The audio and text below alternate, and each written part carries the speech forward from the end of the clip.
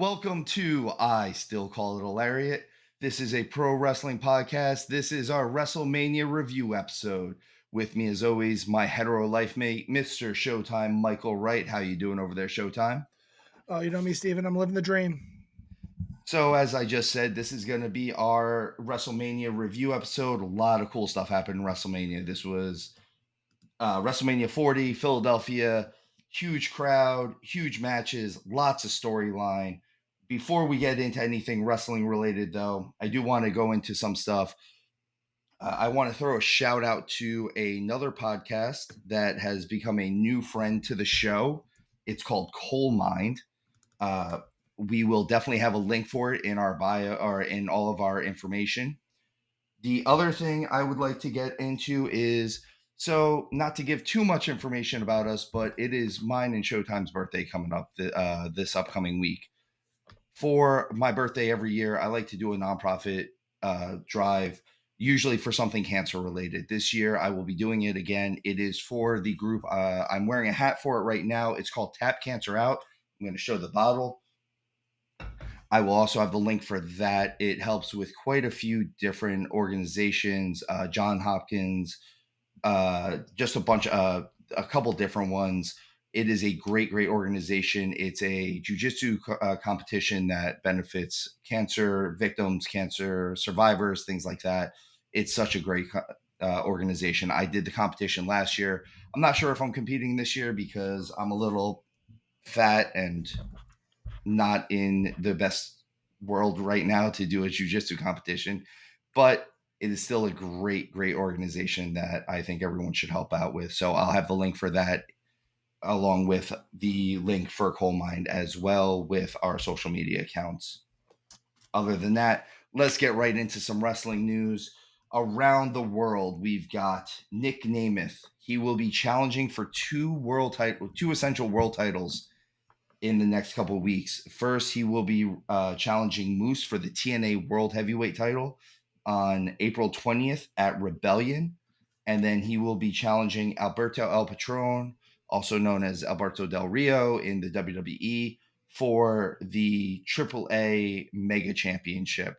Again, we've talked about this. This is big. This is Nick Nemeth, formerly known as Dolph Ziggler, kind of creating his own Triple Crown championship, which is such a cool thing because he's doing it a lot more organically than I've seen other people trying to do it. He's literally just going to different promotions and trying to win the titles, which is pretty cool. What do you think on that one, Showtime? Yeah, I dig it. I'm looking forward to both of these matches. So definitely check it out, guys. Put it on your calendar. I know a lot of people listening. It's obviously WWE draws in a lot of the ratings. AEW is number 2 in line, and then sometimes it's everybody else. And the people in the independents really trying to make a difference there, trying to bring wrestling to the next stage. I see a lot of the changes in wrestling come from wrestling in front of 25 people in a gymnasium or a VFW. Obviously, Nick is doing bigger shows than that, but at the end of the day, what he's doing is really cool. It's different, and it focuses more on the wrestling, which is something that I'm really excited about. And the storyline makes sense, right? Like it's his own kind of redemption arc of his own choosing, his own build. So I've been excited from the very beginning. So go, Nick, crush it, and we're all rooting for you here. Let's see him do it. I can't wait for the next couple of weeks. There's a lot of big wrestling coming up, even post Mania now. Moving on from around the world to, I guess, what would be considered the number 2 promotion in pro wrestling. That would be AEW. Lots of cool stuff going on. Tony says in response to CM Punk's interview on the MMA Hour with Ariel Helwani, he's going to release the footage for Wembley. I've heard different scenarios on this, that it's a shoot. I've heard that it's a work. I've heard that it's going to be, he's going to show something and it's just going to be Jack Perry pops up finally. I don't know where they're going with this one. I don't know if they're doing this just because it feels a little bit like a bitter ex-girlfriend type situation to me, but that's just me. Showtime, what are you thinking on this one? I have quite a few thoughts on this, just trying to make sense of it all. So rumor has it, like in the rumor mill, Tony's wanted to release this for a while now. People advised him against it. This interview kind of sparks his juices to share it out. If this is all real, I'm going to break this into compartments and just try to make sense of it. If this is all real, then that footage better be like damning footage. Otherwise, you do just look like a petty asshole. If it is CM Punk just going nuts and he just looks like a complete jerk, then he really poked the bear knowing they have this information. Tony and team were cool enough not to throw all his dirty laundry out and are only responding to it. The second area for this is, which is kind of where I hope it lands, is this is just a big joke. Think back of like DX dressing up like other people just to make fun of them, like the Bucks dressing up like CM Punk, and going over the top to build storyline around it. The lines between organizations are now blurring more than ever. We'll get into the Mania stuff, but they showed the Young Bucks and Kenny Omega in some of the vignettes there associated to Cody. So those lines that these people don't exist anymore have changed. So I could see that being a fun way to kind of poke back at it. Like, we don't take ourselves too seriously. They kind of bring Jack Perry back in. So that could be fun. So like, that's kind of where I'm hoping. The third and very, very unlikely situation is that both organizations are working together. On the Pat McAfee show, Triple H, Paul said that he doesn't have any competition right now. He was talking about how they're just competing against themselves, like they're competing against the Attitude Era. They're competing against the Ruthless Aggression Era. And when he's talking like that, he's really building himself up above and above and above AEW. And then letting CM Punk go on the MMA Hour and going completely off script. I know this is a new regime and everything, but I know that the post one never would have let that fly. And I find it hard to believe that the WWE right now is like, God, just air all the dirty laundry. Let's just bury them. Because it doesn't help the WWE. It only brings spotlight and eyeballs to AEW. So in a weird, bizarro world where all these guys are like territories rather than, I don't believe that guy exists, it's just the boogeyman over there. I could see this building to something cool where maybe they do have a inner promotional pay-per-view that ends up happening, or this is to build heat between the two of them until Tony and Paul go head to head and really put themselves on a map where they take wrestling to a new level, to a new extreme, or whatever you want to call it. So that's, I feel like fantasy booking, that's wishful thinking maybe to a certain degree. So not saying I believe definitely think that, that's wishful thinking. but it's more like these are the three scenarios that I see any even grain of sand of possibility of it happening or being the reason of it. I'm really hoping it's the middle one, because if they just release a dud CTV or like, was it closed circuit? Yeah, CCTV. Like video of CM Punk, like it's just gonna suck. It's gonna fall flat, and you're just gonna look like a joke. So I really hope that's not the one that it is. I'm trying to think of how I want to say this. If they release it though, and it's kind of more what Punk said, hey, like I tried to help you out. I tried to make sure that the boss handled it, and if you don't handle it, I'm going to go handle this.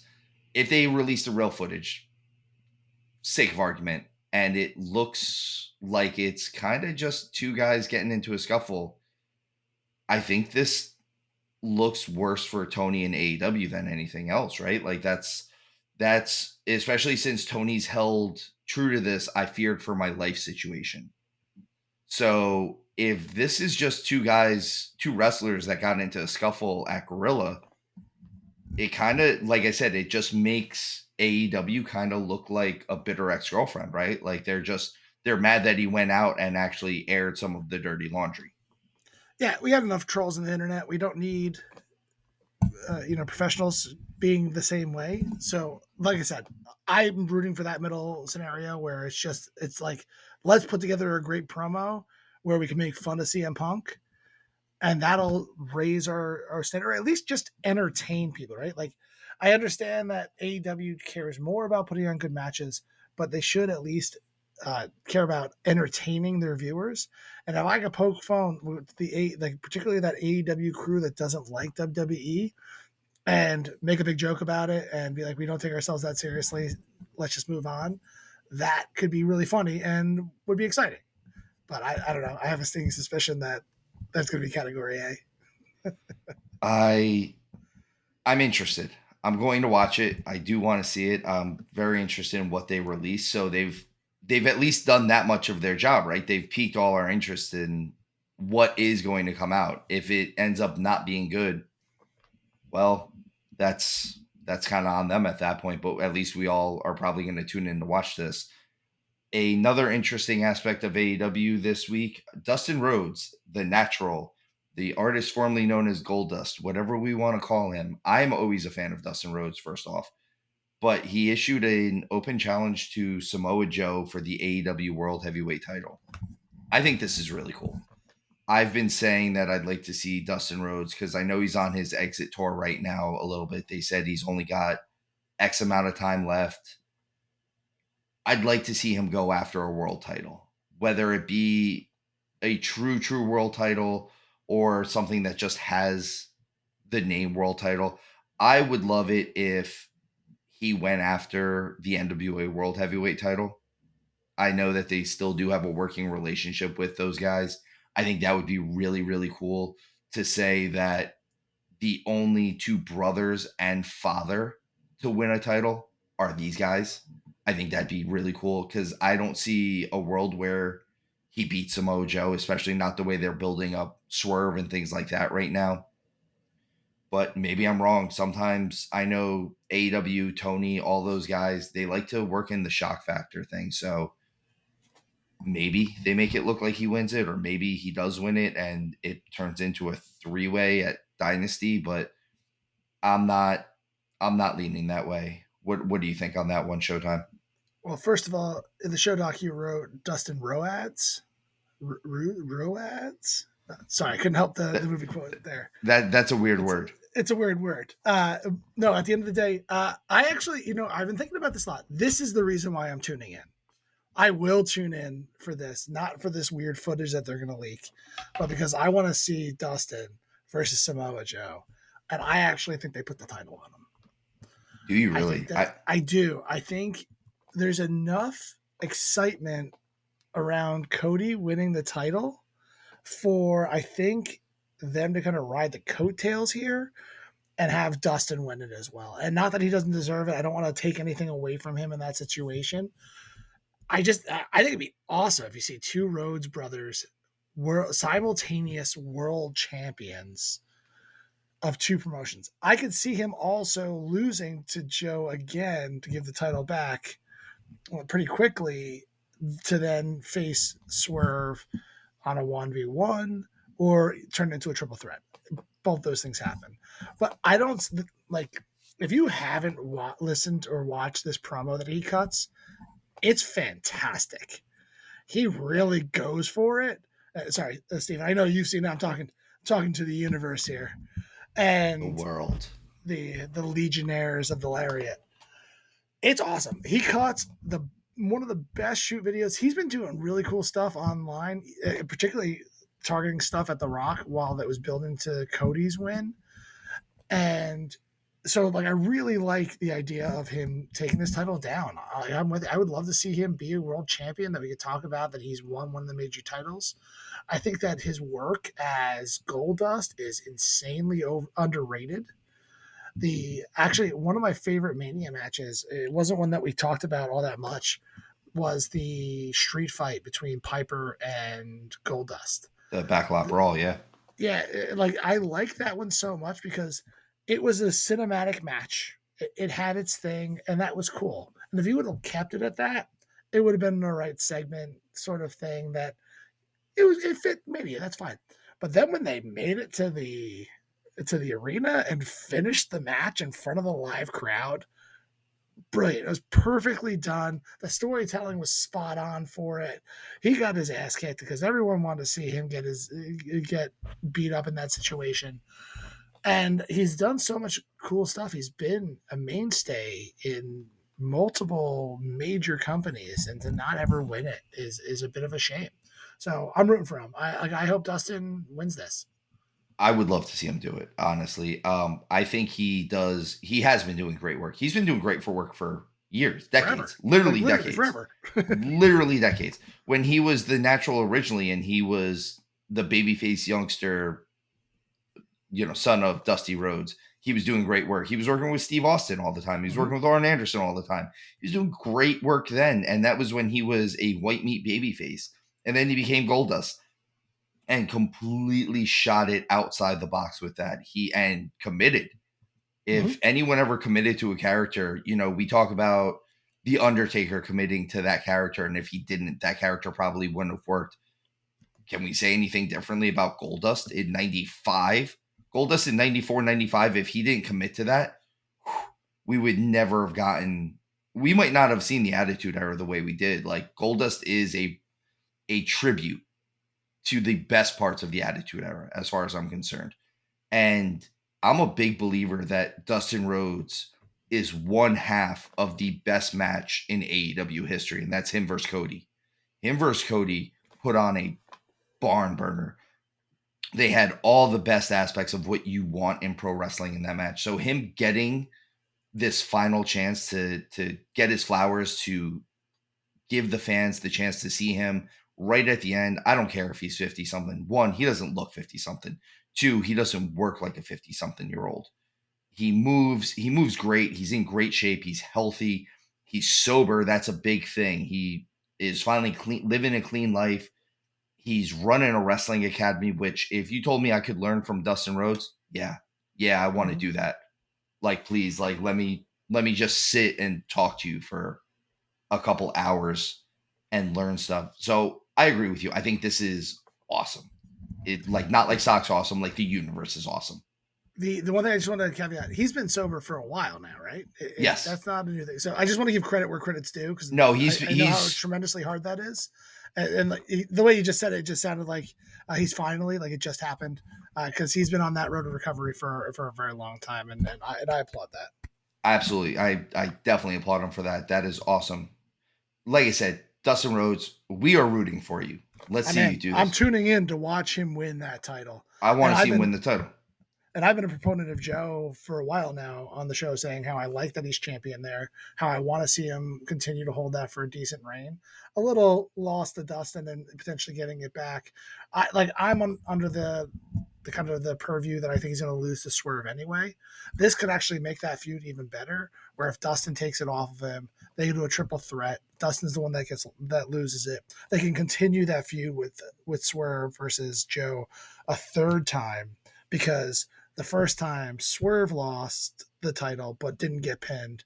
Now Joe lost the title and didn't get pinned, and now they can do a final blow off where it's 1-on-1. It actually can elongate that cool storyline and kind of see where it goes from there. I think that would, I think what you just said would be really cool, and I think it would elongate to basically Wembley at the end of the summer. Mm-hmm. It would be the perfect way to get us to All In Wembley.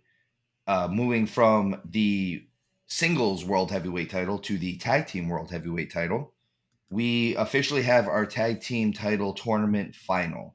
It is the Young Bucks versus FTR in a complete surprise and shocker. I can't believe they went this route. For anyone who is watching or not watching this and just listening, that is full sarcasm from me, just so you know. I'm You're laying it missing on his thick. sarcasm face. I think this will be a good match. I think the FTR gets the best tag matches out of everyone, Mm-hmm. which is also why I always say they're the best tag team in the world. I think the best scenario is, like you've said for what, 2 months now, Showtime, that FTR wins this and we get the rematch between them and Mox and Claudio. I think that would be awesome. I think all of those things are the best scenarios, but we'll see what comes out of it, right? We'll have to watch it like everyone else.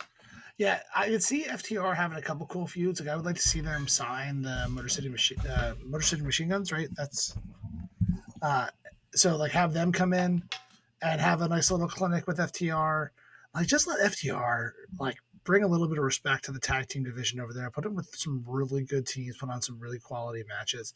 This this whole tag team tournament fell a little flat because there was no surprises in it. There was no real contenders except for the two of them. Once they had the Ring of Honor tag team champions lose, I thought they could have been a cool dark horse to come in here and win it. But when they lost in the first round, it was clear who was going to be in the finals. Yeah, I agree with you. I think this was kind of predetermined.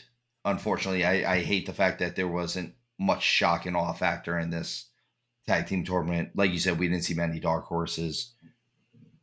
But I am excited to see who comes out of this with the tag team titles. I want to see if maybe this is a situation where the Bucks make their own match stipulation even. I could see that happening. Not because executive vice presidents and board members never do that. I would do it. You would definitely do it. You do it sometimes with us now, and you're not even really a board member because we don't have a board. If we did, I guess you are the board.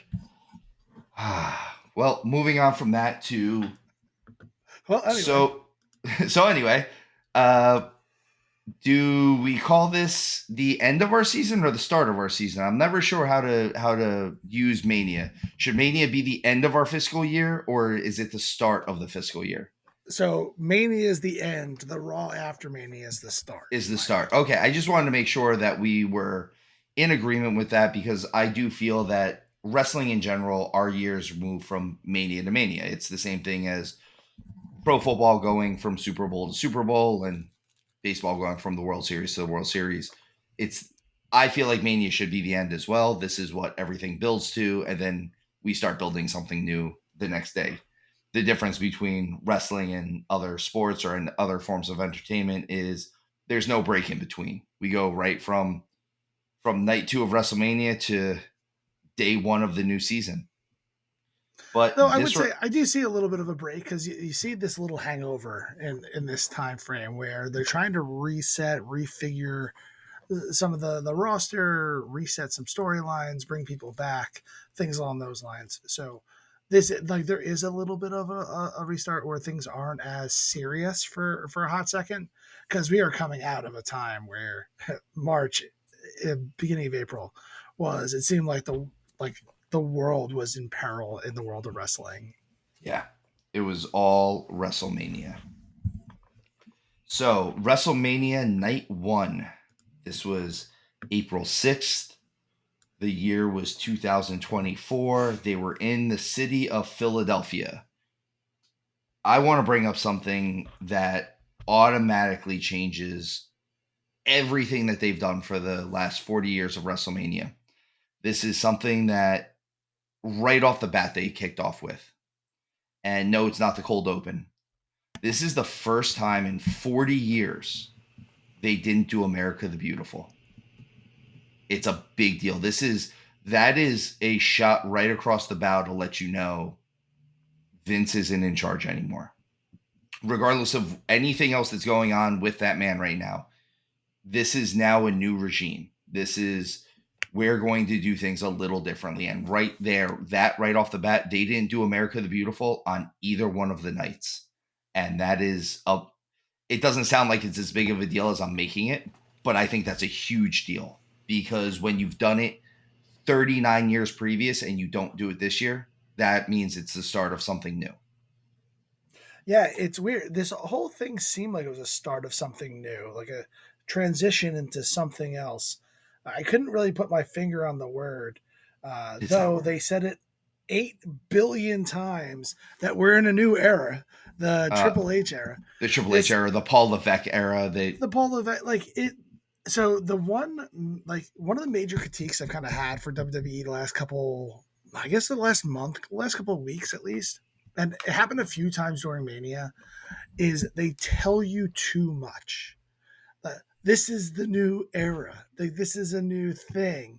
And there was multiple times where the announcers would say the words, "There's your WrestleMania moment." Stop telling me this is supposed to be a moment. I tell you what the moments are as a fan. You don't tell me these things. That was the same critique I had with the Chad Gable and Sami Zayn build up to Gunter, right? I loved that they put together the Rocky storyline. I thought it was fantastic. The training montage was amazing, and it got ruined for me when Michael Cole says he's having his own Rocky moment. Well, no shit. I just watched it. I've seen the movies. I haven't lived under a rock for the last 40 years. You don't need to tell me that stuff. Once you tell me that stuff, it breaks the glass a little bit. Like, pretend like this is your own thing. You're doing the most sincere form of flattery by parodying it in this way, and I'm in. But don't point to something else, Megan. That's why we're doing it. Like, just and honestly, I don't like. I know I mentioned Michael Cole there. I don't mean to throw shade at him. I don't even believe that he is the one that was the reason why he said it. Like, he probably has in his headphones or those little screens on the table say this is a WrestleMania moment now. Make sure that they didn't miss that Yeah, you slingshot need to of a know. person. They Yeah, need they to need to know that this know. is the Rocky story. Listen, I know what I'm dealing with here. I know what professional wrestling is. But at the end of the day, I'm also not an idiot. Like, let me connect some of these dots myself. You don't always have to tell me. It's my main critique on any movie or show. Literally the entire Star Wars universe right now. They've forgotten that they could show me and not tell me stuff, because everything is a freaking monologue to make sure I know X, Y, and Z happened. Yes, I've seen all the other stuff. Let me just enjoy it. Show me something, and then even if I don't know what that thing is, I'll connect it or give you credit for doing something new and original, even though you ripped it off.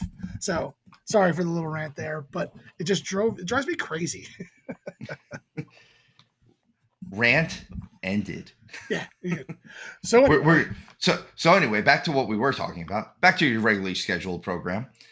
Uh, we had the cold open with Meek Mill. I thought it was, again, I always like their production stuff. I really like this. I think this is very, very encapsulating of what their production team has been doing lately. It looks really cool and it has that feel of what they've been doing, but it also felt very different from what they've been doing. Like, you could feel that they're trying to give it a little bit more of a sport feel. Like, it felt something more like what the UFC would have brought to us, or what Monday Night Football would have brought to us, rather than what WWE has been bringing to us since basically the Attitude Era.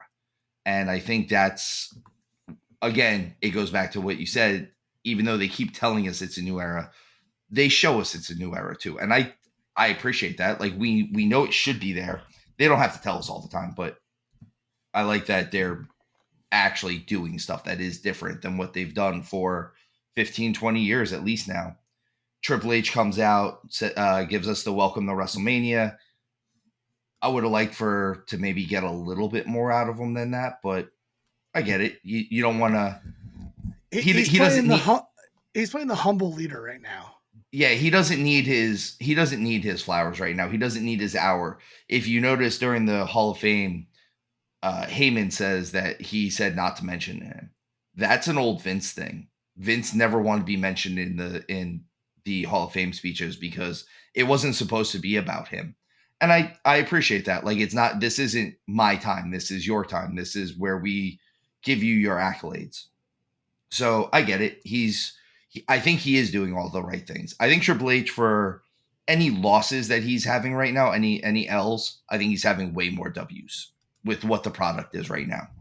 So say what you will as far as the content goes. I think the content is on the up. We immediately go into match number 1. Rhea Ripley, the Women's World Champion, versus the man, Becky Lynch. Man, I like this match. We've talked about this. I thought this was going to be a good match right off the bat before anything else. But I really liked some of the stuff they did. Showtime. Before I get into some of my points, I'm going to let you get in on this one just to make sure that we both get a chance to shine on this match because I know we both liked it. Ooh, mommy. I loved this match. For the record, I called this as my match of Mania beforehand. We did the prediction show last week. I believe you and Scarps both picked the Rollins McIntyre match as your match of Mania, and I chose this one. And as I put this on this pedestal, it did not disappoint. I thought this match was an absolute banger. I did the scoring of this like I did with the other top WrestleMania matches of all times. And please, I know that there's some recency bias around this. It just happened. It was nice and fresh where I went back to some of these and I already knew what was going to happen to a certain degree. And this ranked with it like in the same scores as the like 2 to 5 matches. So I think that this match is firmly cemented, probably in my top 10 matches of all times. Knocking out, I think it would knock out Cody Rollins from WrestleMania 38. So this match had everything I ever wanted and more in it. I believe that Rhea is listening to this podcast now because I think she wrestled that match specifically for me, and I appreciate that. I do. You're a lucky man because mommy loves you. Yeah, and like fully platonic. I don't want to make any of this sound creepy. I'm a happily married man, but she gets me, and she threw the Northern Lights, which I absolutely adored. You brought it up because I was going to bring up that it was perfect. Oh, that Northern Lights was beautiful. It was beautiful, and like I've been begging people to do one of those. The one thing that I didn't get in this match, and this is not a complaint. I have one critique to this match, but this is not it. I'm starving for someone to be able to chain wrestle Becky at her speed. And they tried to do it with Naomi at Elimination Chamber when they started that match. And and apologies if I'm wrong here. I'm assuming that Naomi couldn't keep up with Becky. I think that Becky's just on another level than most other wrestlers, male, female, whatever. And I was hoping to get that because I thought the two of them could do it. They didn't. They put on a better match than I was building in my own head. So take it on. My only critique to this match was when she hits the frog splash, the match should have ended, in my opinion. I like the end that they had, but that was when she does the Eddie Guerrero shuffle. She jumps off the top rope for the frog splash. It's a beautiful frog splash. I was like, cool, just end it now. That's exactly what I needed for this match to end. It's brilliant. And then the kick out happens, and then they had a great end of the match. The final seconds of this match were absolutely awesomely done. I can't gush enough about this match. It was a pure wrestling match. It was 17 minutes of the two of these women beating the ever living crap out of each other in a way that was so believable. I was in from start to finish. So I love this. I like not to spoil the rest of the review of this Mania, but this was the best match of the Mania for me by far. There were some other ones that I really, really enjoyed, but I don't think any of them held a candle to this match. I definitely think this is match of the night for at least night one, if not both nights, which means I kind of think that Rhea's had match of the night for the last 2 years, right? Like, or match of the show for the last 2 years because her and Charlotte tore things down last year too. They did. I think this was better than her and Charlotte even because I thought they went in there. This was much more of a fight. Like this was, I know you said you want to see someone be able to chain with Becky. The only thing is I'm going to say that this match was not the match that called for that. So agreed. So I do want to see it. I want to see someone be able to get in there and actually go hold for hold with Becky at her speed. The reason why I'm okay that this match wasn't it was because that's not what this match was built to. I absolutely love both of their entrances. I think both the entrances in this match were awesome. I actually have it written down here that Rhea may have the entrance of Mania as far as I'm concerned. And that's with a bunch of really cool entrances. I mean, it's Mania. There's always cool entrances, but coming down, I thought Everything looked good. They were wrestling in much, much colder weather than obviously was anticipated. They kept saying what the weather was. It was 46 degrees with the wind chill or whatever just during their match. And that will play hell on your muscles, on your fatigue, on everything. And they still went out there and put on a banger to build off of them hitting that Northern Lights. I also really liked the suplex into this small package back up into the suplex combination. Oh, I can't believe I forgot to mention that. It was chef kiss. Chef's kiss. I popped so hard for that move. Like it was such a perfect combination how they did it too. Like, oh, she did the kicky feet, swung herself back down, got the small package, kicked out of the small package, held on to the head, picked her back up into the suplex, and it was deadlifts her. That's dead weight. There was zero jump on that thing. She just muscles Becky back up. It just showed the difference in styles, the difference in everything. I can't believe I didn't mention that earlier. Now I'm mad at myself. I'm sorry. I'm sorry, Rhea. I know you're listening. To give Becky a cool spot, though, I had two spots for Becky that I really liked. One was the move out of the way of the shoulder tackle when she wrapped her arm around there. It's not the arm part that I liked. I liked that Becky just like nonchalantly slams her head into the post afterwards. I thought that was a nice little, hey, like, we're fighting. I'm going to fight you. I don't care if you're bigger, stronger, faster.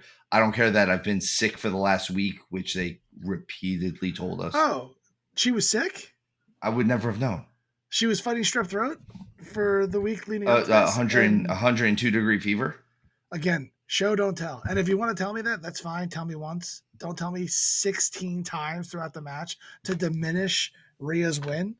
Because that's all it did to me was, so she beat Becky when she was down and out. So now we have to have another match. Because I don't think they do. This match was perfection. Yeah, I think this was great. The other move that I liked, when Becky hit the code breaker to the arm and then went right into the armbar from it, I thought that was really cool. That if there is ever a point where I'm back in a wrestling ring again, I can honestly tell you that move is stolen. That spot specifically, that is stolen. That is, Becky, I'll give you your flowers now. I'm stealing the move. Or I'm going to tell someone to steal that move. The other thing, I know it's not necessarily new, but Becky's leg drop off the top rope is beautiful. Like it's a really, really strong move. She does it so well. It looks so good. I think she did it 2 or 3 times. Once I think was on the outside. Oh, I have another move I want to now mention now that I mentioned outside. I know which one you're going to bring up. Are you going to bring it up? You want me to? You can bring it up because one of us is going to bring it up. So we're not going to get off this match. We're not going to review the WrestleMania. We're going to review Becky versus Rhea for the next hour and a half. This is the best match of the night. Why would I spend more? Should I spend more time on? No, I don't want to throw that much shade at anybody in particular. The falling out of the ring with Becky on the shoulders to the electric chair shot on the outside. I think. So the one thing that was awesome. It was such a cool spot holding on to it. Like it did almost look like it was a botch because they were a little clunky, but then when she holds it, it's like, oh no, this is something new and exciting and completely different. I've never seen this before. Not to say it's never been done, but I've never seen it. I like the fact that it almost looked like a botch. Actually, it makes it draws the realism to it. It makes. We constantly say it suspends disbelief. Well, if it looked like it wasn't supposed to happen, then maybe it wasn't supposed to happen. Here we are. And then she throws her right back in the ring to win the match. She doesn't wait. She doesn't sit there and let her sit out there for a while. Throws her in there, and that's when she hits the frog splash, which is why it should have ended there. Like, that was the 1-2 punch to end the match. That's my one critique. Hyper being just a giant turd on my own end, critiquing the match, because it's the only imperfection I could find in that whole thing is that I personally would have preferred the homage to Eddie frog splash to win. And what the hell do I know? So that's all. I just want to call myself out in that own situation. Big ups to the WWE for opening with this match. I said that they were probably going to open with this because they wanted the fresh ring, and they did, and it was so good. I don't think we can talk much more about how good this match was. I mean, we can absolutely. Yes. So guys, we're going to do a special 3.5 hour episode just focused on this match. Just on this match. We're actually gonna we might do a watch along. Actually, we should do a watch along of just this match. Actually, I would be down for that. I would be down. Yeah, it started as a joke, and now I kind of want to do a watch along for this match at one point. Maybe we'll do that. Maybe we'll do that in a few weeks. So, Rhea wins. I think this was exactly what they should have done. I think they need to keep building her as this dominant champion. I also think now it's arguably the best opening match in WrestleMania history. It's up there. Oh, them and Owen and Brett, right? Like, I mean, based on my rankings, I kind of like this. Yeah, again, recency bias. Let me come back to this match in 5 years and see if I still feel the same way.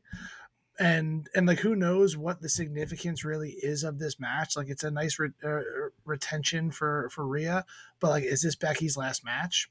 No one said it is or not, but no one's talked about anything else. Everyone assumes that she's going to take some time off at least. Like, what does this really mean for Rhea, for this division? I don't really know.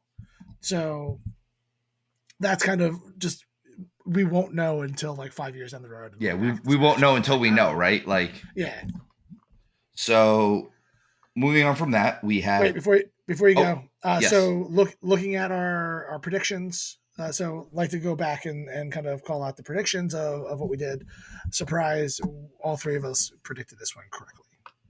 This is what was supposed to. This is what should have happened. Not just what was supposed to happen. This is what should have happened. Don't you think it's weird that Scarps always misses the tallies of the pay-per-view prediction shows? Like, it's like, for some reason he always seems to skip out on this show. I think it's just because he knows you like making fun of him in person. Shame. Yeah, I know. It takes away like the fun for me. If he's this isn't as good. Like, he's gonna have to hear this postmortem, something. It's definitely not postpartum. I like the look on your face. Like, I'm not actually a mean person, but I love to see, just one tear come down. The Native American cleaning up trash on the side. You know what's trash and Scarps? Like, it's based on his picks. With that said, match number 2. Let's because we could talk about match number 1 for a very long time. Do you want to go back? 2, I can go back again and gloat some more. over and over and over again. Match number 2 was the 6-team ladder match. This match was a train wreck, which is exactly what we thought it was going to be. It turned out to be a way to split up the tag team titles, which is also exactly what we thought it would end up being. I would have liked it, and Showtime, you said this originally, so I will give you credit for this one. If they didn't tell us this originally, if this was a stipulation that they added, I don't even want to say that they added in, but if this was a stipulation that was put in the night of, like if they said, hey, the reason why both sets of titles are up is so that you can either retain both titles or different teams can split up and become either the Raw or the SmackDown title champions, and I would have liked them to have done it during the announcement for the rules of the match. And I think that would have been a better stipulation for it. Have it set up exactly like it was. Don't tell me, like I said, show, don't tell. The 2 titles hanging independently, and then break the news to me from the marvelous Samantha Irvin and have her announce this is for both titles. In order to win, both titles need to be taken down. Now, the heat of this match goes from here to here. The stakes have been raised in a Mania type way, and she, like another person I want to gush all over in the most platonic way because I'm just very impressed, is Samantha. She is just a gem, another chef kiss. She is an amazing ring announcer. Like, she gives you everything you want. I said this before we came on the show. She is what happens when you combine Lillian Garcia with Howard Finkel in all the best ways. Not in a scary horror movie sort of way, just the best ways. She is doing amazing work. I love how she announces different things. I love how she will obviously get to it, but just foreshadowing. I love how she closed out the main event of night 2. It was perfect on her part as well. She is perfect. She is perfect. Awesome. She's doing a perfect job ring announcing. She makes us want to watch the match. She makes every match feel like it's a big match feel, which is what you want on the WrestleMania stage. I mean, plus she's like I said, she's dating that as I heard in another podcast, she's dating that nice Irish wrestler. Yes, Rick O'Shea. Yeah, I didn't want anything to do with that joke. Yeah, I know. I'll own that one. All around, like I said, this match was kind of what I thought it was going to be. It was there were some cool clean spots in it. I liked that we got an immediate champion change. Like that was pretty quick that the SmackDown titles got taken down. That was what, less than 5 minutes, I want to say, or it was in that 5 minute mark. Longer. It was around the halfway mark. Was it? Because it seemed very quick. It was kind of one of those things where there wasn't a whole lot of major spots, and then like kind of the first major spot of the whole match was Waller going through the ladder. This match was about 17 and a half minutes.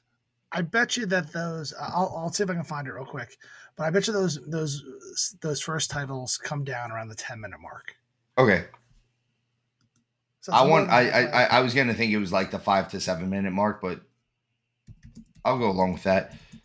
The winners for this right now, or not right now, the winners for the match were the Awesome Truth. They won the Raw titles, and A-Town Down Under. They won the SmackDown Tag Team titles, which means that right now for our predictions, the only person that is 100% is Mr. Showtime. Slackers. This one was pretty apparent to me. But so the first thing I want to say about this actual match is I thought this match was better than I expected.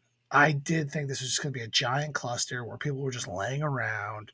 And though that happened, the jamokes, as Scarps would say, though that happened, I thought it had a really good pace. I really liked the beginning of this match with them immediately running up the ladders. I thought that was really cool. I thought that the DIY and Awesome Truth kind of standing in the middle of the ring being like, hey guys, like, go for it. We'll go for these ones and we'll be happy. We've been friends this whole time. Why not work together? I thought that was a really cool spot. Ding, fries are done when we see a spike DDT through the table on the outside. That one caught me off guard a little bit. There was some pretty big spots, but that was the spot of the match because I don't like. And we haven't said ding, fries are done in a minute, and you and I both said it. Yeah, like it might have been 15 years since I pulled that one out, and that they were done. They were overdone. So I was actually pleasantly surprised with this match, and I really liked. I almost forgot. I almost let you move on, not to talk about the hot tag from R-Truth, forgetting the stipulations of the match, and pinning Finn Balor in the middle of the ring. He forgot the stipulations of the match, but made his own count, which I highly impressed. And so that I thought was really funny. Him getting a little bit of retribution from the Judgment Day was a big deal in my opinion. It's not how I wanted that to end. I don't know if it's over yet. We'll see kind of what happens next. But I really wanted to see a bigger blow off because they've been terrible to him, in the best kayfabe way possible. And I really wanted to see a little bit more from R-Truth to kind of get that retribution, have them as help, and they got their 30 seconds of glory, whatever it was, like 5 minutes in there, where they let R-Truth be the showcase. He got his Mania moment, and they told me it was his Mania moment because they have to tell me every time a Mania moment might be there, so I remember that it was a Mania moment.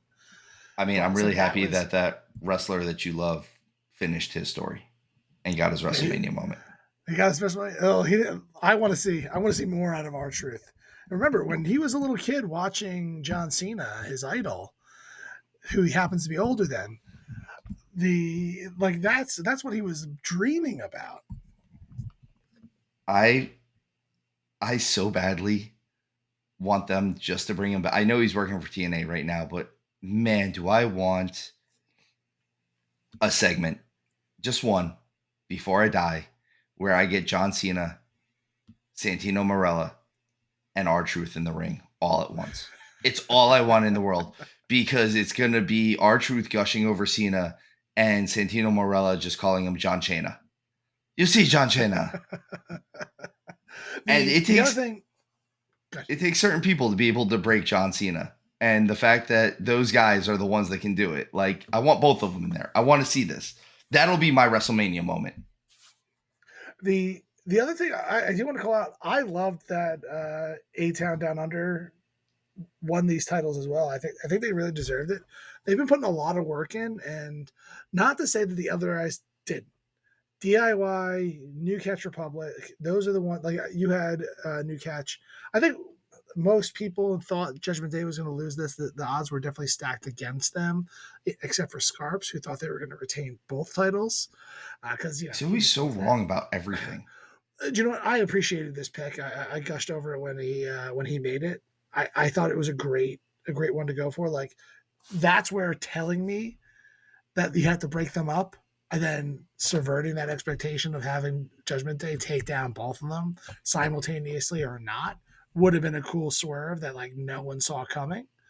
But a lot of these other guys that are in this match, even New Day to go for another round of this could have been a really cool win. But A Town Down Under have kind of been just jobbed out for no reason recently.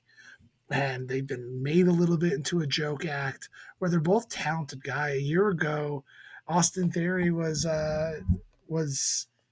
defending the U.S. title against John Cena. So, like, what a difference a year makes in this situation.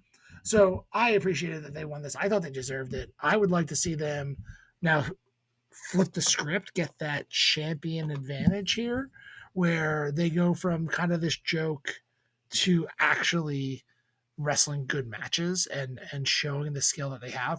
I would actually like to see, and this will probably happen. They're probably going to, one of the first people they defend these titles against should be Kevin Owens and Randy Orton because they've lost to them recently. So if you're the new tag team champions, these guys just beat you. You have to bring them in because maybe Kevin Owens and Randy Orton should be the tag champions, and then have A Town Down Under win relatively cleanly. Like I'm sure there'll be some shenanigans that happen in here, Shenanigans. but I don't want them to look weak when it happens. There's a difference, right? There's a difference between beating somebody and looking strong, but shenanigans happening, or shenanigans happening and saving my ass because I can't shine your boots, let alone wrestling in a wrestling match. Yeah, I could see them, and this is me reaching a little bit, especially with some of the stuff they've been doing, but they remind me very, very much because they're kind of a team that was thrown together, right? Like we weren't expecting this team to come about a year ago when Austin Theory was wrestling John Cena. Austin Theory was the anointed one at that point. Like, hey, we're just waiting until he gets a little bit more facial hair to put him in the world title scene type of thing. It's really what it seemed like. So this seems very much, I'm going to throw another team out there that they're very much reminding me of right now, especially the fact that they are a little bit more of a comedy gimmick, even though they're not a true comedy gimmick. They kind of remind me of the New Age Outlaws. They have that. They kind of have that where Austin's got the Billy Gunn vibe about him, and Waller is definitely the talker between the two. And Austin has, like I said, Austin has the body, and Waller has kind of the promo skills, but maybe not the match credentials that Austin Theory has. So it maybe that this is what they need. They need these two guys to kind of bounce each other off of each other. I would like them to make it official. Like they could be Team Prime with Logan Paul, sponsored by Prime Energy Drink or whatever it is, not Gatorade. And so Sorry. I'm sorry. Listen, if you're going to put the Prime logo in the middle of my sacred mat, you better expect to get some shade here. So, but having those guys all together is kind of cool where they are now. I would like them to move them away from being like weird lackeys like they did on the SmackDown. We didn't really cover the SmackDown before Mania, but in that they send them over to the link to go jump Kevin Owens and Randy Orton, and then get outsmarted like a couple stooges. And like I just didn't appreciate it. I thought these guys should be taken a little bit more serious than that. It was funny if these guys were kind of losers, but they're not. They're actually very talented people. Well, they got their titles. Let's see what they do with them next. I'm actually very interested in seeing where both these teams end up, which we'll go more into that when we're talking about Raw, but also who their first contenders are. I'm kind of excited to see who the contenders are coming out of Mania for all the titles. That's one of the things that I have interest in. But since we have cleared up that A-Town Down Under are the SmackDown champions currently, Awesome Truth are the Raw champions currently.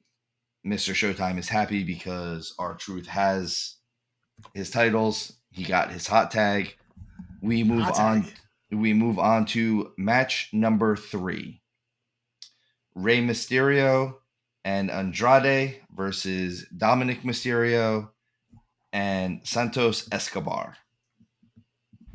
This match was good. I didn't dislike this match. I know I'm not kind of gushing over it like the way I was gushing over Rhea and Becky, and I'm not necessarily, I don't know, panning it the way I was maybe the ladder match.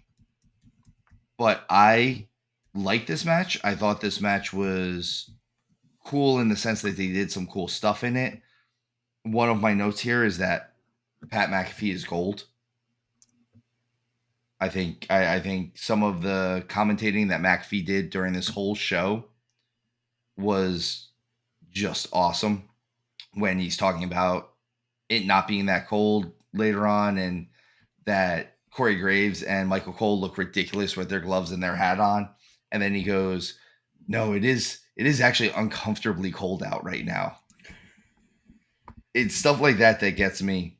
But this match was good. I didn't hate this match. You know, like I said, it was kind of mixed in there with some matches that it went from a really good wrestling match to open up the show to the train wreck match to this match, which just seemed like it was, I don't know, it sandwiched in there a little bit. I feel like placement might have hurt this match a little bit more than it did. I think I said this was one of the matches I could have seen going on night 2 instead, and being a better placement for it. It would have felt a little bit better.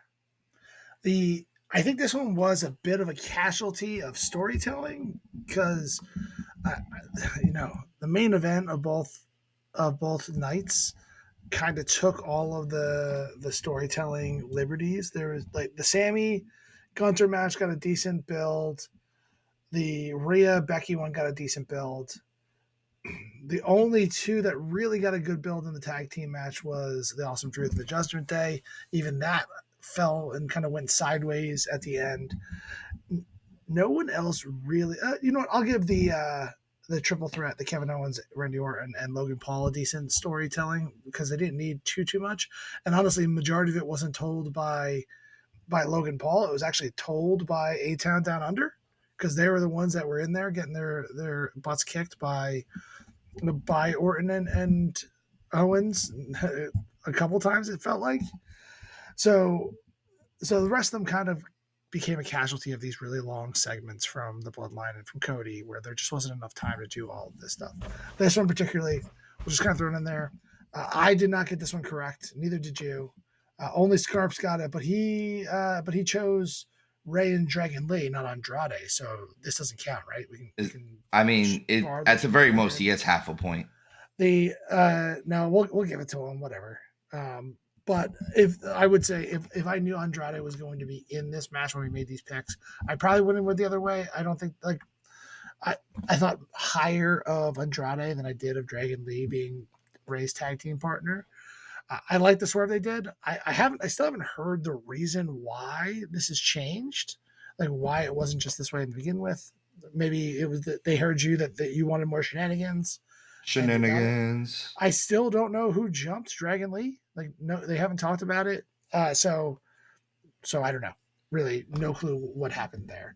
This match was good. I enjoyed it. I think it was a nice kind of match for Mania. My biggest critique is I just want to see Dom win. I might be the only one out there that would like to see him win a match or two because he gets all this nuclear heat for being this mullet wearing bad guy with Ray, and even this like the heat between the two of them only just kind of reemerged the week before Mania, 2 weeks before Mania, where I felt like that storyline had kind of gone away. I know it wasn't gone, but it wasn't still hot from last year. And if you're going to have Ray beat him last year, I feel like, and you're going to have him face off again, give Dom the win here. Let's not bury him. I think, in all honesty, there was a couple people who got buried in this Mania where I thought it was just unnecessary. I don't think I don't think Becky got buried, and I don't think any of the tag teams got buried. A 6-team tag team match, anything can happen. Anyone can get up that ladder and win this. So like everyone comes out looking as good as they did going in there, except for maybe the Judgment Day because they had both titles. And then But they lost both titles, yeah. So, but like even that, like the chips were stacked against them. So I think that, but this one, I feel like Dom's just kind of getting dumped on for no reason. yeah, that's just where we're at, right? Like he's like you said, this match kind of gets lost in the shuffle a little bit. I feel like, but little things I did take away. Again, these are things that I do look for. I really liked that Dom wore Giants colors. That was that was a nice little poke. Oh yeah, give me that heel that heel turn right there. On the other side of this, the part I hated about this was the fact that Escobar was still wearing Eagles colors. I like it's especially since Ray was wearing them. I feel like the faces and the heel should not be wearing the same colors kind of in ever. And it's Mania. Like you knew what was going on. You knew this was the gear that you were picking for WrestleMania. So it's little things like that. Like you said, Scarps went over on this. Ray and Andrade win. I still think we should only give Scarps half a point because only half of this match was set up at the time. But like we said, it was a good match. I think the Walking Wild getting slingshotted into the aisleway now, it was cool the first time I saw it, and it was even cool the second time I saw it. Now that we're at like 3, 4, or 5 times that I've seen this spot, it's not cool anymore. Even on Mania, it just didn't. It felt like, okay. But that was a WrestleMania moment. I know this because they told me. So funny story. You want to know who said it first, though? Joaquin Wild is the one who said, "I want my WrestleMania moment," and he said it. You want to know the best thing that Joaquin Wild has done other than that slingshot spot recently? Being involved in the promo where Dom said, "Oh, which one's going to be your tag team partner? The not Latin one?" Like he's Filipino, folks. Yeah, he is. So awesome, all around. And then good shout out to Jason Kelsey and Lane Johnson coming out. You knew some Eagles had to come out in the lane. Had to be, which was cool. Again, Pat McAfee being gold, kind of fat, just saying who they are without saying who they were. Mm-hmm. We moved right from boo. I enjoyed. Hey, isn't that what's her face's husband's brother? So moving on from that, we have a vignette for the 4th match, which is the Uso twins facing off. I really like the vignette. I really like everything leading into this match. The match itself was good. I really liked the hot start that they had. The crowd was hot for this match. They all they were all on board with main event Jey Uso. Like, you get 73,000 people doing the yeet dance, and that's kind of cool. I will say this: there was at least 16 super kicks. I say at least There because that's the were amount that I counted. 0 super kicks because if you're gonna throw 16 of them, they're just kicks. This match, me and Scarps got right. Showtime, your reason for getting this wrong was because you just wanted to build a better story. I almost want to give you a point, but that's not how this works. No, and I knew I was going to take the L there because I knew they weren't going to go this route. So here, I'm going to disagree a little bit with you based on what you just kind of said for this one, where you said you like the build to this story. I didn't like the build of the story because of how it ended.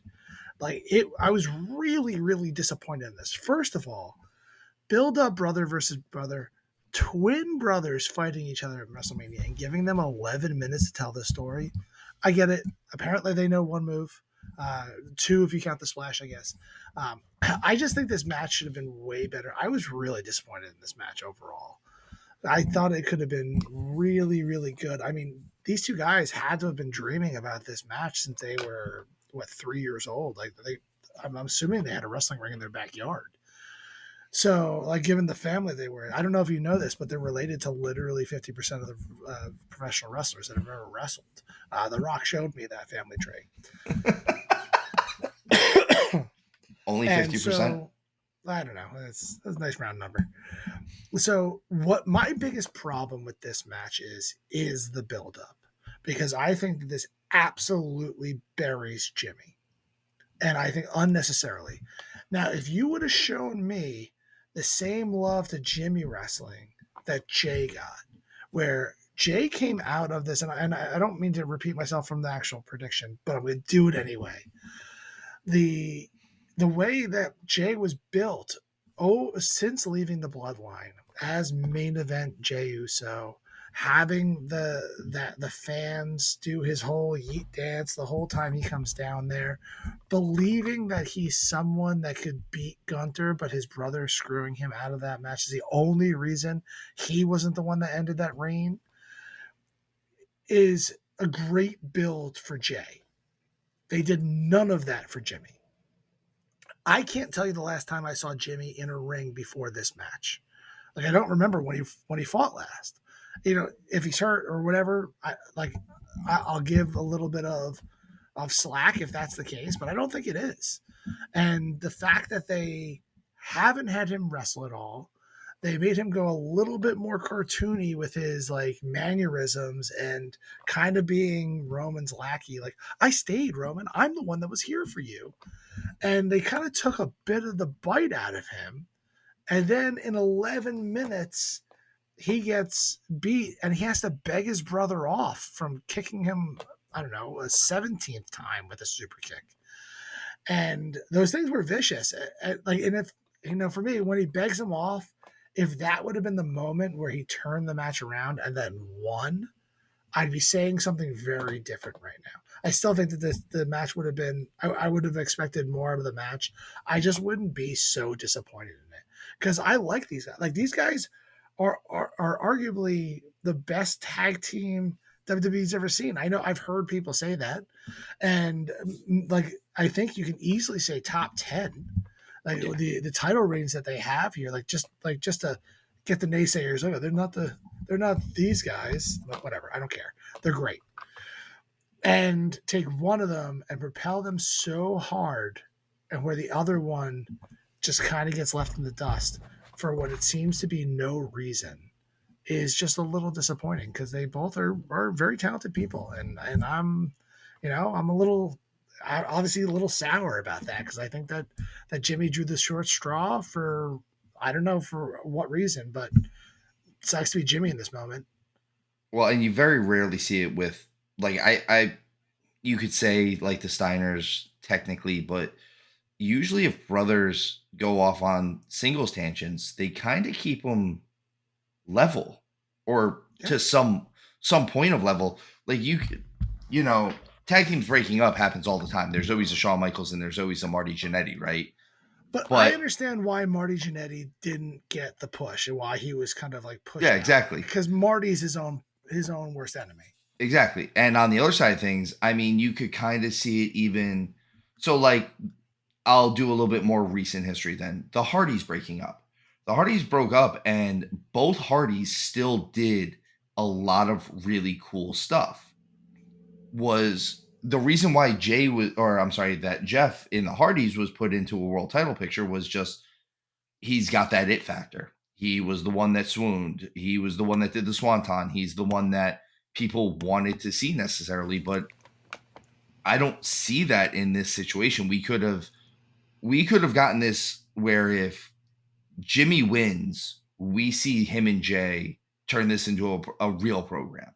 They Mhm. wrestle until SummerSlam. We see them at least two of the next couple pay-per-views against each other in singles matches, and then have a blow off. You have that be a blow off into a Bloodlines rules match, or you have that be a blow off into something Samoan. Like we do something where okay, it's a cage, but it's a Samoan cage of some sort. I don't know, something, but you finally get that real blow off. Maybe even have one of them injure the other one. This way, when they come back, it's something It's big. personal. Yeah, it gets personal. Like, I can't believe you injured your brother. I could see that. This, I don't know. This match didn't do it for me. It's it was it was good enough to be on Mania. It got the pop it needed. I think if Jay wasn't as hot as he is right now, this match might not have had what it needed. And I think that was a lot of it. I stand by the comment I made last time. I think that if Jay loses this match, it doesn't hurt him at all. I think that if Jimmy wins this match, it immediately propels him up to Jay's standard. The fact that Jimmy losing this, I think it just buries him. And like we talked about during the best matches of Mania history, the mirror match that Hogan and Ultimate Warrior had. Now, not that these guys are going to have anywhere close to the similar match as those two guys, but that's, in my opinion, one of the best mirror matches, if not the best, where it's move for move to just show how similar, how evenly set these guys are, and what a better duo to do it than with twins. And I don't know. Like I don't know. Maybe I just built this match too much in my head that I wanted a brother versus brother match. Oh, and the last thing I want to mention before we move off this one is the Taker and Kane are brothers. Stop telling me they're not brothers. I don't care what genealogy, whatever it is you're looking at, but in my mind, those guys are brothers, and they probably put on the best brother versus brother match there is. So stop telling me they're not brothers. I mean, yeah, They're of brothers. course they are.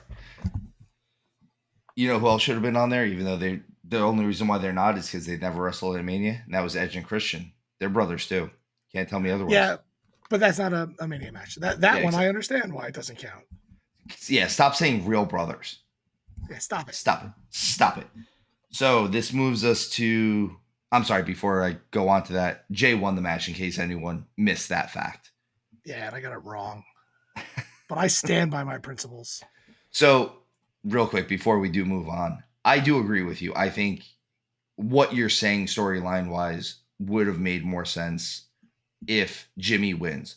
What I meant was this match, if Jay wasn't so over right now, which he is, let's face it, main event Jey Uso is over, regardless of what we think about 17 to 32 super kicks.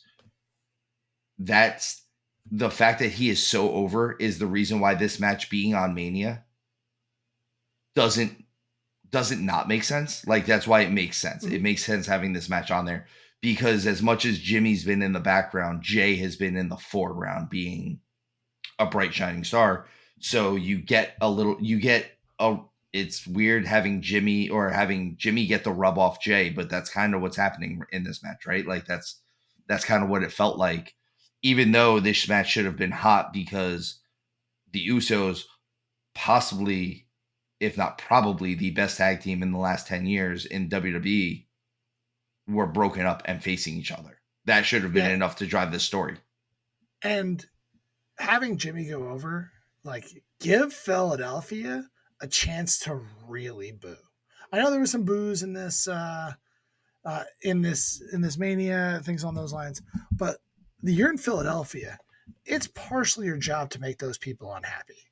Just to really stick to them. And I don't see another opportunity on this whole show to do an upset that would really turn everybody upside down and get that real Philadelphia filth out there in the crowd. Can you tell there's biased in the No, voice? that's not even bias. Like I have my own issues with Philadelphia or whatever. The the fandoms of rivalries that I went to school 10 minutes outside of Philadelphia, but they have a stigma about them, right? They are some of the most passionate fans that you can find, and they will let you know when they are unhappy. And this was your moment to hear from Philadelphia a reaction that you couldn't get in Dallas, Texas, or in New York City, or in Miami, or San Francisco. The Philadelphia faithful are a rare breed. And give me a spot where they could boo so loud that the stadium shakes. That's why you go to Philadelphia. Boo. And as per usual, Mr. Showtime sides with the heels. All right, Yeah, I'm siding with Philly right now. I said what I said. All right, moving on. Match number 5. This is the 6-woman tag match. Jade Cargill, Bianca Belair, Naomi versus Damage Control. Not Io Sky, sorry. Asuka and Kairi Sane, the Kabuki Warriors, and Dakota Kai. That's what I have for this match. Sorry, I have hama hama. The match was once again exactly what I thought it'd be.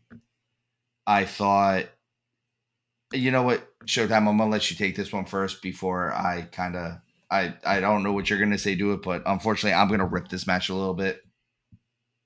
And I'm not going to rip it all that much. It was exactly what it was supposed to be. It's an 8-minute squash match. Like, that's all. Like, my problem with it is I think that there were certain people who were buried on this mania that didn't deserve it, and the Kabuki Warriors are one of them. They're your female, they're your women's tag team champions, and they couldn't stand a chance against the new triple threat. Is that what like?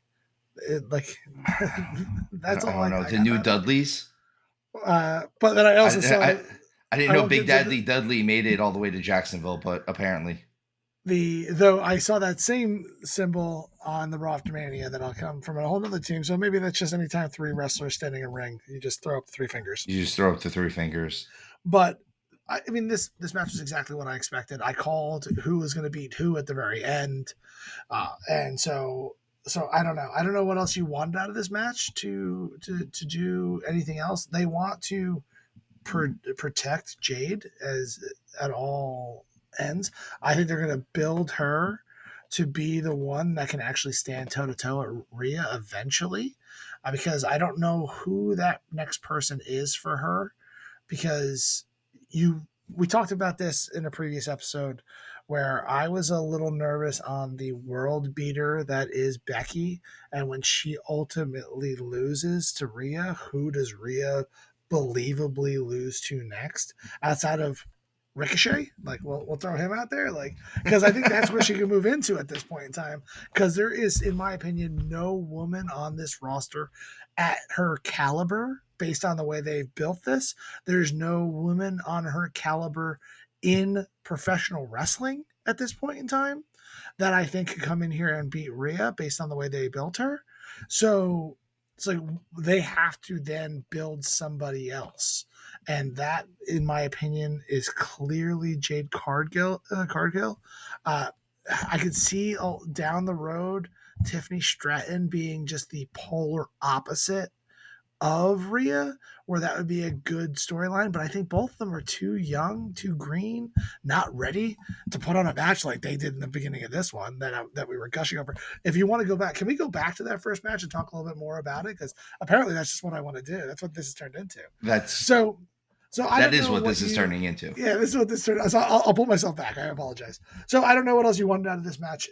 It's exactly what we thought it was going to be, and I hope they do some cool storylines with these guys in general. There was no story build up to this except for 1 week of introducing Jade and having her come in here and look super strong, which is what they wanted to do. So I didn't want more out of this match. I didn't want more out of the actual match itself. I wanted more out of Jade. And I don't mean in the match. Jade comes out, and I've been thinking about this for days, obviously, because Mania was on this was on Saturday night, and we're recording a few days later. Where I'm standing with Jade is she comes out and immediately catches your eyesight. Obviously, she looks great. She's a beautiful, stunning Black woman with an amazing physique. She's with silver hair. Everything about her stands out immediately until she does anything. I hate to say it like this, but her just doing the double bicep is not going to get, like, I need more out of her. I don't care about her match as much as I care about her actual presence. And it felt like the second Naomi, and I realize that they're veterans, so maybe I'm throwing a little bit too much harshness, but Jade has been doing this for a minute. The part that she was doing better in AEW was star power. She came out, she understood the theatricality of it. The fact of the matter is, and I throw her in the same realm as much as I like him, Carmelo Hayes. Carmelo Hayes is not going to be as big of a star as Trick Williams is on the main roster. And Trick has the promo, he has the body, he has the look, he's athletic. I can teach him what he needs to do to have a proper match because he's already doing it for the most part. Carmelo, on the other hand, is a phenomenal wrestler. He has all the aspects to put the story together in the match. But when he comes out, his promos sound fake. They sound rehearsed. It's very similar to what I'm seeing with Jade, and even to the point where they both do the double bicep. And I think that the double bicep pose is like them being like, if I just do this really hard, it make me seem like my arms are getting bigger just in front of it, and that'll draw more people in. And when you have Bianca who draws attention, and you have Naomi who draws attention, and even the Kabuki Warriors who have their own type of flair for it. Honestly, the only person that didn't draw attention from Jade in my mind was Dakota Kai. Everyone in the match did the exact opposite of what they wanted for Jade in this match. And that's present her like a star. I think their entrance in the very beginning, yeah, they all look like stars. They all look amazing. The Japanese, the geisha girls for Damage Control, that was awesome. Then them looking like the Avengers coming out for the babyface team, also awesome. And then as soon as Jade comes out and she has to do anything other than just the bare minimum, I got lost on it. And I mean in the entertainment aspect. I don't mean in the wrestling aspect. The wrestling aspect is going to be what it's going to be. We've seen bad wrestlers that are still superstars, right? Like that's happened before. I need her to be a superstar. I need her presented. I think one of the biggest flaws with even in the opening was her coming out and not being in the center of the three of them. She should have walked down in the middle. And even when they were walking down, she looked like she was almost behind them. There's a lot of things that happened in that match. And again, I'm saying this because I want her to be a superstar. I want her, if, like you said, we want someone who can face Rhea.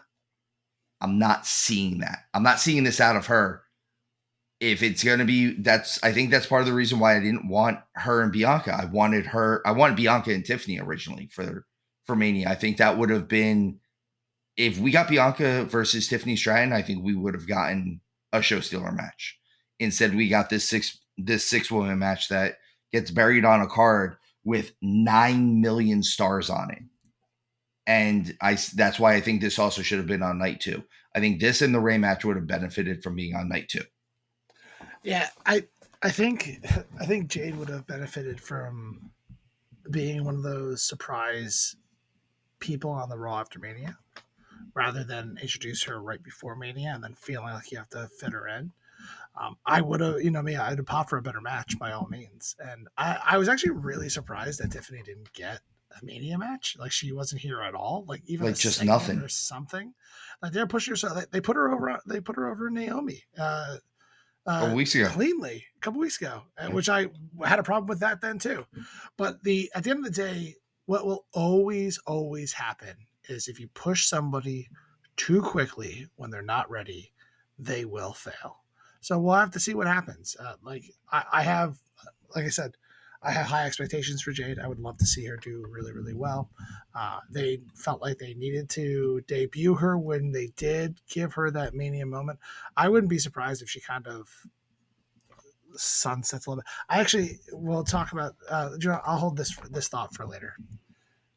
So, we all got this pick right, by the way. So. Yeah, we all got this pick right. So Jade, Bianca, and Naomi win this match. Moving on to what a lot of people are considering to be the match of Mania. I think they are wrong, but the match number 6, the Intercontinental title between Sami Zayn and Gunther. The lead up to the match was good. I like that they're doing this sometimes. I like following one of the guys through the back through Gorilla. I would like to actually see them do it a little less. It's Sammy. Yeah. I noticed it with only 2 people, and maybe I'm missing some of them. It's Sammy, and then the first time I saw them do it for Kevin Owens, after he saw Sammy, it was almost like Sammy passed the that like. Well, no, I saw them do it on Raw as well.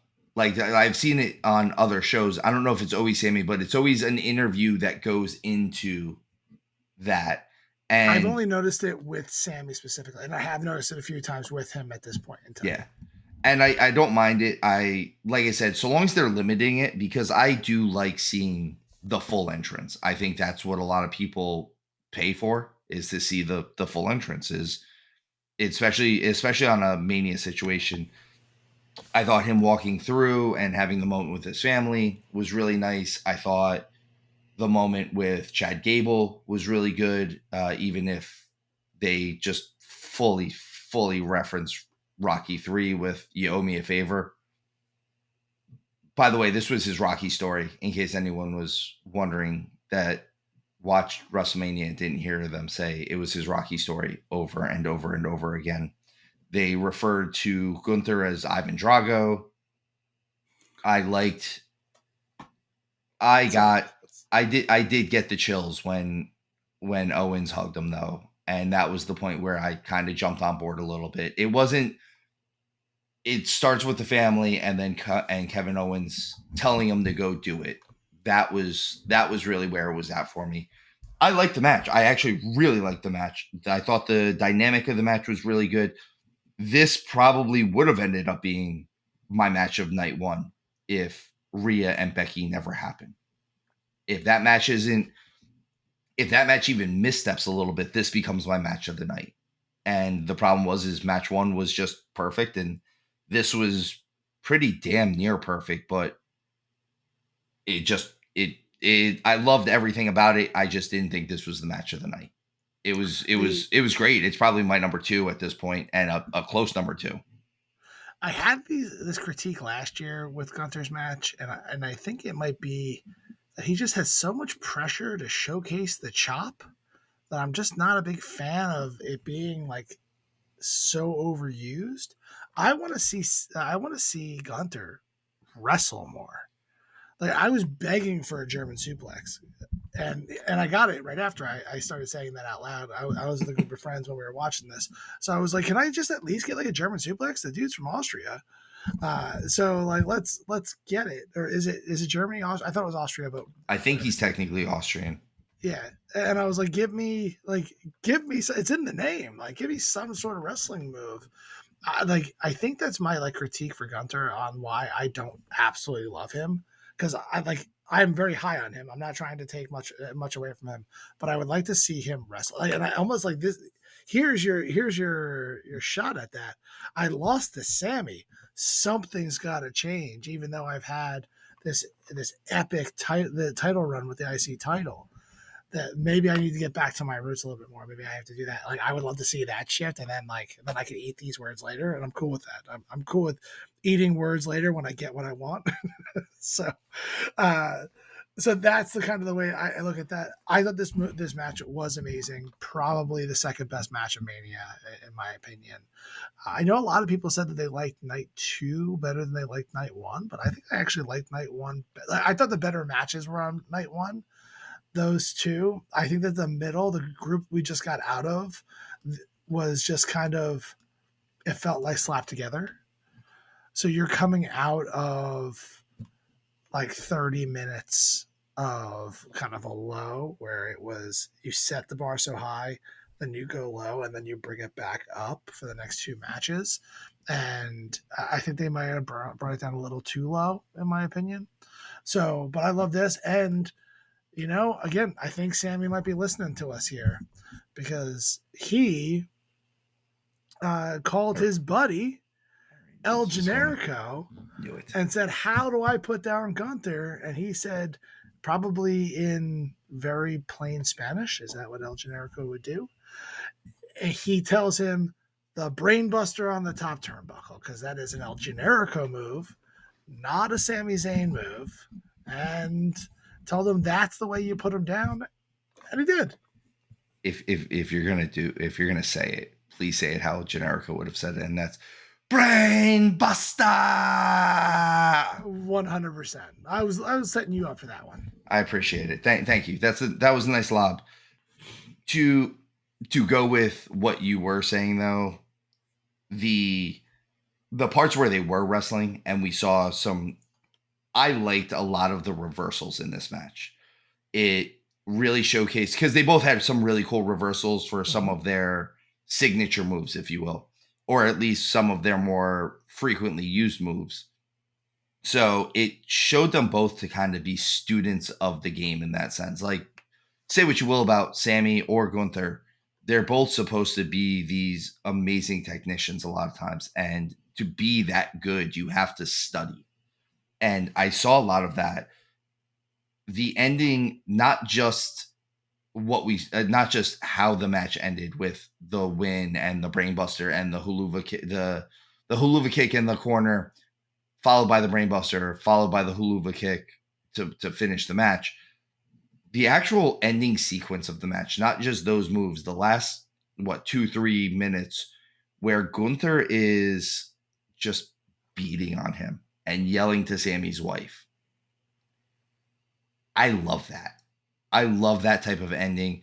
I have it written down here. It reminded me, and again, this is one of my favorite matches of all time. It reminded me of Virgil versus $1 Million Man, when Virgil wins the $1 Million title. It was the ref isn't anywhere to be found, so I'm hitting these moves that I probably shouldn't hit.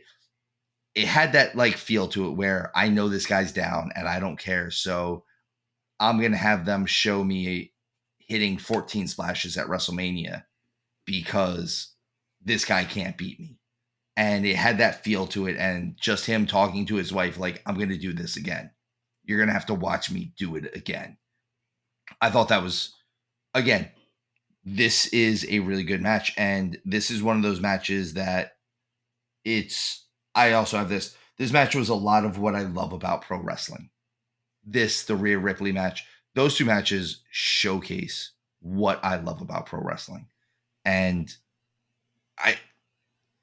if we sit here and just talk about those two matches, we could probably do this for days because we will gush.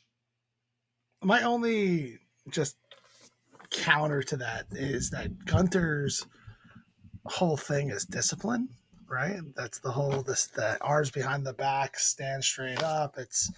I know this too because on the Raw after Mania, they told me that again. So that's what they do here. They told me that stance is about discipline. So with that one, I was kind of like like shaking my head in the moment of being like, this seems very out of character for Gunter to turn to the wife so often and not finish it. There's a difference between picking up the Dominic Mysterio, who is significantly below you in the way it's being built right now, in a match where Dom needs a good ass kicking, and I'm going to give it to him, compared to Sammy, who went through a gauntlet match as like the middle guy. A 5-person gauntlet match, comes in three, wins it, beats two guys, or I guess he beats three guys to win that match to be the number one contender. I don't know. It felt a little out of character, which I hope he has to reconcile. Like, I hope that's his storyline next. Like that he talks about, like, I didn't Sammy didn't beat me, I beat me, and now I got to figure out what I want to do next with this. Which I think that could be a nice way for him to build up into the next level, because let's face it, he's, aside from a story, he's pretty ready for that world title, right? Like, I feel like I I'm wouldn't just be curious mad how about they're him gonna. being the world title. I just need a story for him to do it, right? Yeah, like, I don't know where he comes in at this moment in time. Where, like, now it feels like there's too many people in the world title picture. Where before Mania it felt like there was only one person, two people in this world title picture, and now that we got 8 guys that could be world champion out of nowhere. So we'll see how it goes. For the record, we went from being unanimously correct to being unanimously wrong with this match, because all three of us picked Gunter. We should have known it was Sammy the minute that Scarps picked Gunter. Like, I should have changed my pick then, but the my thing was, I like, again, I didn't believe that Sammy was the right guy to take this title off him, because when you get to a 666-day title run, I want the guy that wins it to need that boost. Like, that me beating Gunther will propel me to the next level. And I don't think that happened with Sammy here. I think Sammy was awesome beforehand. He had already done amazing things. He had already stopped a historic title reign the year before with the tag team titles, right?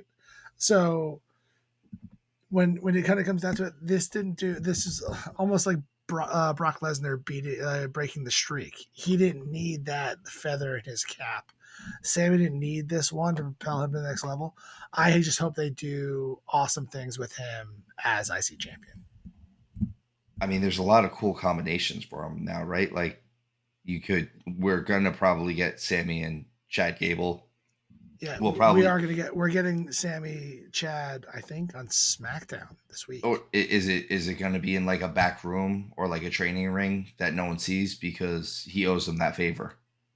The he they talk about it. I hope they actually do that. That'd be awesome. If they do it at the Alpha Academy with no one around, Yeah, like that'd be dope.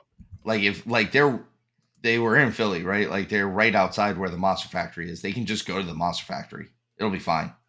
It's cool. It's fine. I'm sure Danny will let you in right now. So we go from there. Sammy wins the match. Again, big pop for that. I do agree. I think Gunther should have kept the title here, but they were going for some feel good moments, and they got their feel good moment for this.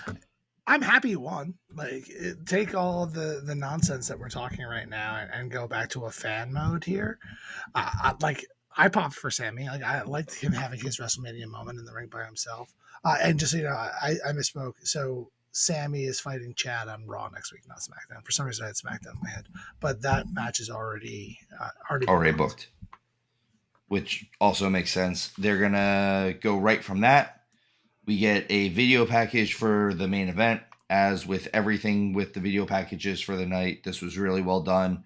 Caught everything up and made everything feel like it was big, as it should be. I really liked the video package. It's one of those situations where if all you're watching is Mania, even if you have a somewhat good idea of what the story is, you got caught up very nicely with that. And then we go into the main event of the night. We have the tribal chief, Roman Reigns, and the final boss, the people's champion. You know, I know he's the people's champion because he has a title belt. The Hey, Rock. but say nothing poorly about the widow of Muhammad Ali. She can give anything, and that one she can tell me whatever she wants, and I'll listen on that front. That's fair. Against Seth freaking Rollins and the American Nightmare Cody Rhodes. Um, I'll say it before you get a chance to say it, this match went way too long. Way too long. Way too long.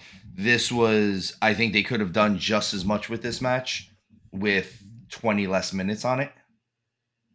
And we would have gotten everything that we needed. And that's not including their entrances. I was fine with them having these epic entrances. I was expecting it. I popped huge for The Rock's entrance, actually. I thought it was exactly what I wanted out of it looks so cool. It looks so cool.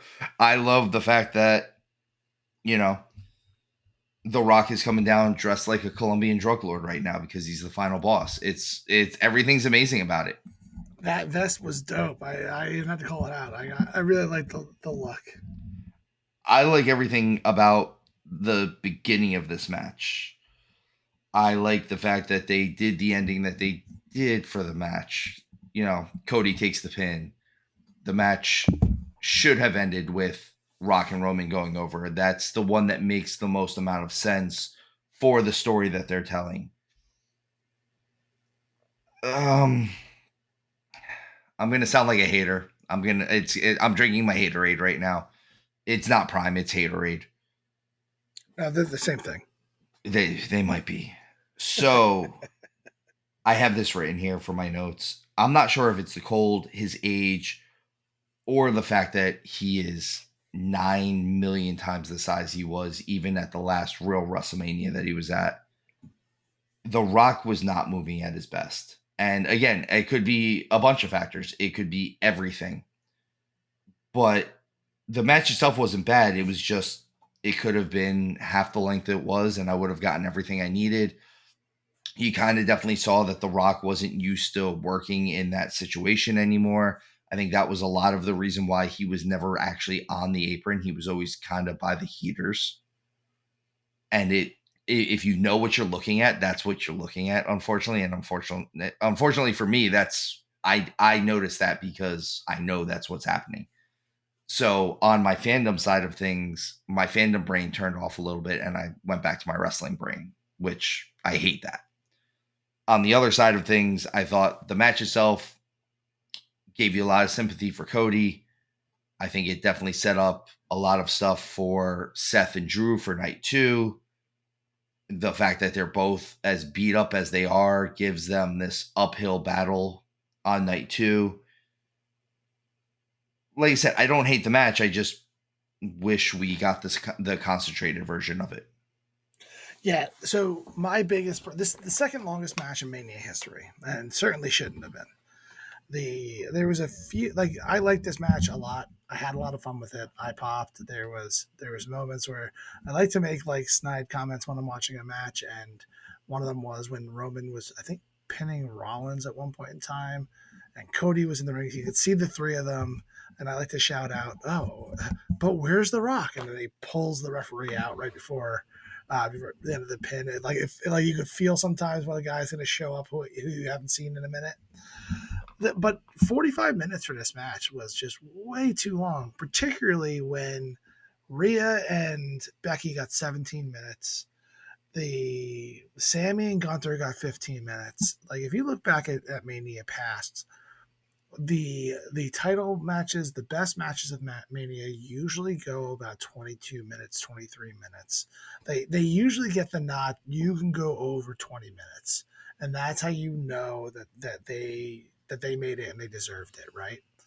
So in this situation for me, I really was a little disappointed on that you spent 45 minutes in this match where you could have taken 8 minutes out of this match, not even half, just like 8 minutes of this match, and throw it to those other guys to let them put on a 20-minute Mania match. I don't know what else Rhea and Becky could have done. They did 17 minutes perfectly. If you want to go back and talk about that some more, but Do you want to go back and talk about that more? No, this one's not worth derailing that much. The one thing, like, I didn't like how cleanly The Rock went over on Cody. Like that one kind of caught me a little bit. Like we're supposed to be building him up to win the championship the next night. Which maybe he did if you didn't watch that and you're using this to spoil Mania for you. But at the end of the day, I would have liked it to be a little bit more shenanigan filled. We got a rock bottom at a people's elbow. Like he beat him as cleanly as you're going to beat him, essentially. So, which I know builds up stuff in the future. I think we're definitely going to get a Rock Cody match. Is it next year's Mania? Is it SummerSlam? I don't know, but it's in the cards at this point in time. I wouldn't be surprised if it's at Riyadh. I wouldn't be surprised if it's at the King of the Ring, the Saudi show. That would be a cool. When is that show again? What is that? I think that's June. June. It's before SummerSlam. So I think so. You've got May, which is going to be Backlash, which is France, and then I believe you have the Riyadh show, which is it should be June. It's either going to be June or July, and then you'll get something. If it's not June, it's going to be July. So you'll have something in June, and then you'll have SummerSlam in August. Always, it should be the beginning of August now too. I think.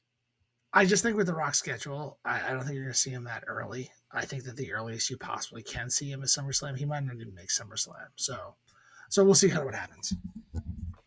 Well, Rock and Roman go over.